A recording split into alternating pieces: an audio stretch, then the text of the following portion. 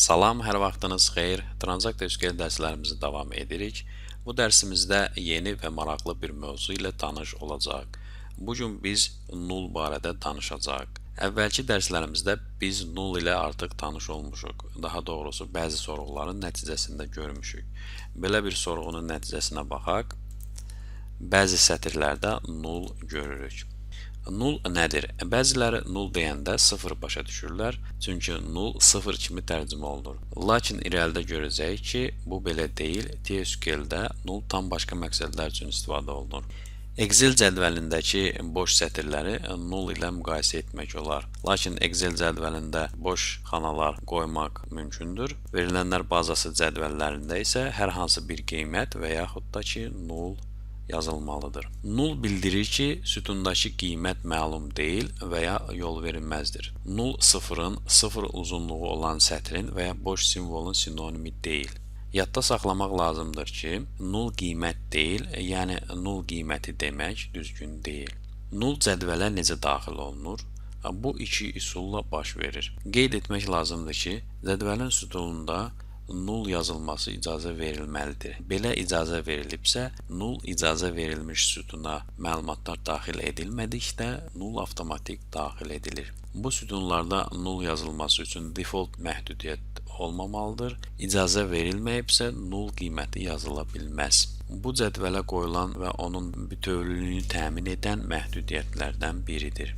İkinci üsul, istifadəçi null sözünü daxil etməsi yolu ilə, yəni mətn formasında null sözünü yazsa. Əgər null sözü dırnaqlar arasında yazılarsa, o N, U, L və L hərflərinin yığımı kimi çıxış edir. Verilənlər bazasında bəzi verilənlərin qiyməti olmaya bilər. Məsələn, işçilərin cədvəlində işçinin telefon nömrəsi olmaya bilər. Və yaxud da biz bəzi məlumatları hələ dəqiq bilmirik. Məsələn, işçinin işə qəbul olunma tarixini bilirik, lakin işçi hələ işlədiyi üçün biz onun işdən azad olunma tarixini hələ bilmirik. Daha bir misal, mühərriklər cədvəlində tam elektrik mühərrikli yanacaq sərfiyyatı olmadığı üçün yanacaq sərfiyyatı sütununda qiyməti olmaya bilər. Çünki elektrik mühərrik üçün yanacaq sərfiyyatını göstərmək mənasızdır. Həmçinin bəzi hallarda səhv qiymət daxil edildikdə nəticədə null qayıda bilər və s. Əksər proqramlaşdırma dillərindən fərqli olaraq SQL-də null, 0, false və ya boş sətir qiymətlərindən fərqlənir. Bu SQL standartlarına uyğundur. Buna görə də qiyməti olmayan sütunlar üzərində riyaziyyat əməliyyatlarının nəticələri bəzilərini təəccübləndirə bilər. Məsələn, proqramçılar gözləyirlər ki, null olan və zaman bildirən sütuna 8 saat əlavə etdikdə, nəticədə 8 saat qayıdacaq. Çünki onlar adətən proqramlaşdırma dillərində olan true, false və unknown qiymətlərini öyrəşiblər. Nəticədə isə null qayıdır. Məsələn, belə bir sorğuya baxaq. Proqramçı gözləyir ki, bu sorğunun nəticəsi 10 olacaq, lakin nəticədə 0 alınır. 0 deyil, buna görə də 0 qiyməti olan sütuna rəqəm əlavə edildikdə və ya çıxıldıqda və ya digər riyaziyyat əməliyyatları edildikdə 0 qiyməti qayıdır. 0-a 10 əlavə etsək, 10 alınır. Bilinməyən qiyməti 10 əlavə etsək, nəticəni bilməyəcək, çünki ilk rəqəmin nə olduğunu bilmirdik. Digər bir nümunəyə baxaq.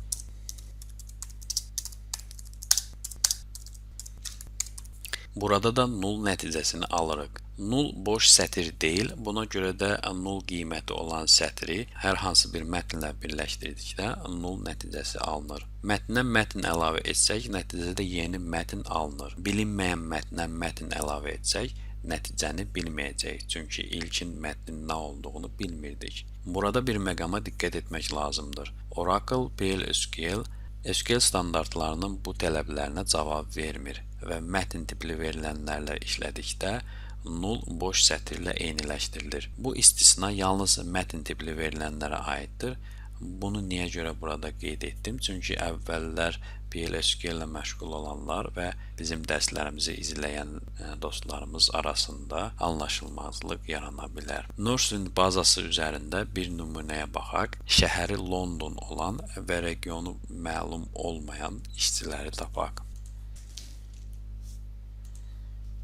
Nəticədə heç nə almırıq.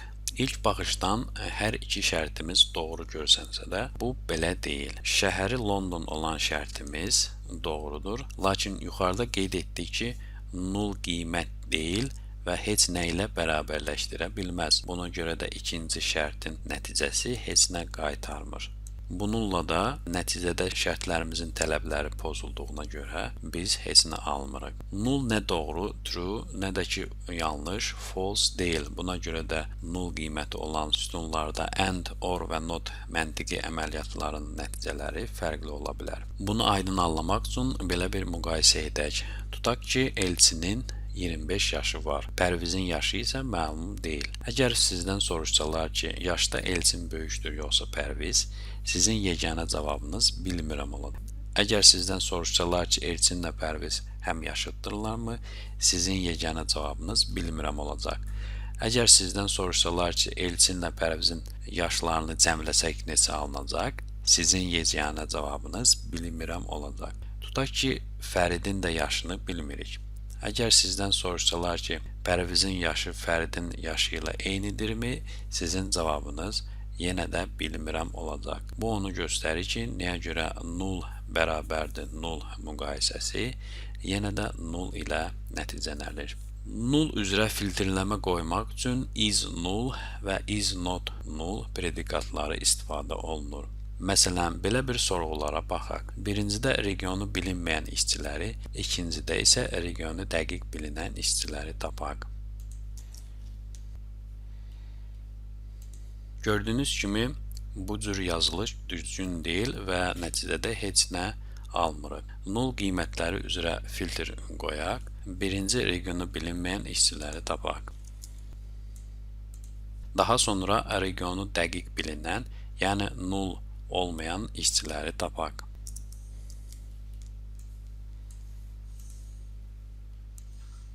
Bəzi hallarda nəticədə alınan null başqa qiymətlərlə əvəz edilir. Məsələn, proqram təminatı üzrə hesabat veriləndə nəticədə null deyil, onu əvəz edən hər hansı bir qiymətin olması tələb olunur. Sorğuda nullu başqa qiymətlə əvəz etmək üçün 3 üsul mövcuddur. Is null funksiyası ilə, case funksiyası ilə və case ifadəsi ilə. Bunların hər birisinə nümunə üzərində baxaq.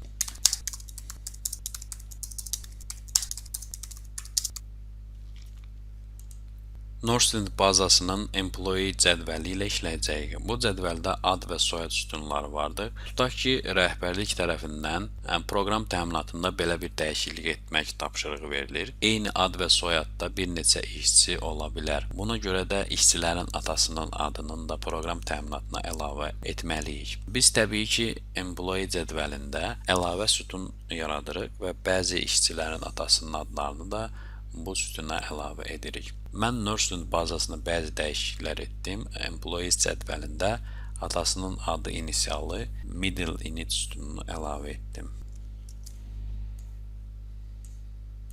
Daha sonra həmin sütuna bəzi işçilərin atasının adlarının inisiallarını, yəni ilk hərflərini əlavə etdim. Sonra ad, soyad və atasının adı inisialı üzrə filtrləmə edək. Qoyulan tapşırığa əsasən adı, soyad və atasının adı inisiallarından ibarət tam adı çıxaraq.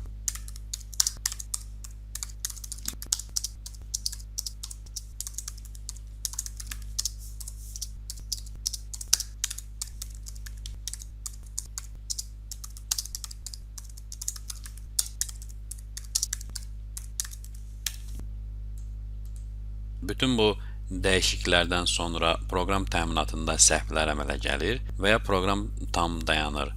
Rəhbərlik nəticə tələb edir, proqram təminatı işləmir, hamı gözləyir. Sorğunu analiz edəndə görürük ki, nəticədə cəmi 2 sətirdə tam ad alındı. Bu sətirlərdə atasının adı inisialı da vardır. Qalan digər sətirlərdə heç olmasa ad və soyad qalmalı idi. Lakin onların əvəzinə null görürük. Bəs nə baş verdi? Yuxarıda qeyd etdiyimiz kimi biz boş sətrə mətn əlavə etmək istədik. SQL server tərəfindən bu sorğu belə anlaşılır. Məlum olmayan nəyinsə üzərinə mətn əlavə olması cəhdi var. Buna görə də nəticə məlum deyil. Qoyulan tapşırığa əsasən sorğumuzu normal hala salaq. Bunun üçün nulu boş sətirlə əvəz etməliyik. Qeyd etdiyimiz kimi bunun üçün bizim 3 üsulumuz var. Hər 3 üsulla sorğumuzu yazaq. Is-null funksiyası ilə, Kalis funksiyası ilə və case ifadəsi ilə. Hər üç sorğu eyni nəticə verir. Is-null funksiyası TSQL dilinə məxsus funksiyadır. Diqqət edin, is-null funksiyası bitişik yazılır və onun əksi is-not-null mövcud deyil. Kalis funksiyası SQL standartının funksiyasıdır. Case ifadəsi də standarta uyğundur. Lakin null ilə bağlı sorğularda adətən istifadə olunur. Kalis funksiyası is-null funksiyası ilə eyni nəticə verir, lakin bunların arasında fərqlər var. Kalis funksiyası daha geniş imkanlara malikdir. Bu funksiya barədə biz növbəti dərslərimizdə ətraflı danışacağıq. Təcrübəyə əsasən sırf SQL serverdə işləyən bazalar üçün is-null funksiyası məsləhətdir. Universal, yəni bütün verilənlər bazası idarə etmə sistemlərində işləyən bazalar üçün Kalis funksiyası istifadəsi məsləhətdir. Sorğunun nəticəsində null qaytarmaq üçün null-if funksiyası mövcuddur. Əgər hər iki ifadə eynidirsə, null-if funksiyası null qaytarır. Əgər ifadələr fərqlənirsə, null-if funksiyası ilk ifadəni qaytarır. Bu funksiya ilə bir misala baxaq. Bunun üçün Books Online-da çox gözəl bir misal var. İlk olaraq AdventureWorks 2014 bazasının Products cədvəlində olan və ID-si ondan kiçik olan bütün məlumatı alaq. Burada bizi maraqlandıran iki sütun var, Make Flag və Finished Goods Flag. Bunların qiymətləri ya 1-dir və yaxud da ki 0-dır. İndi isə ID-si ondan kiçik olan və istehsalatında dəyişiklik olan malları tapaq. Yəni Make Flag və Finished Goods Flag sütunları eynidirsə, null qaytarılsın. Fərqlidirsə, ilkin vəziyyəti, yəni Make Flag qiyməti qaytarılsın. Nəticədə hansı məhsullarda dəyişiklik olmasını görürük. Cəmi bir məhsulda dəyişiklik olmuşdur. Hələlik bu qədər. Diqqətinizə görə təşəkkür edirəm. Növbəti dərsimizdə görüşənədək.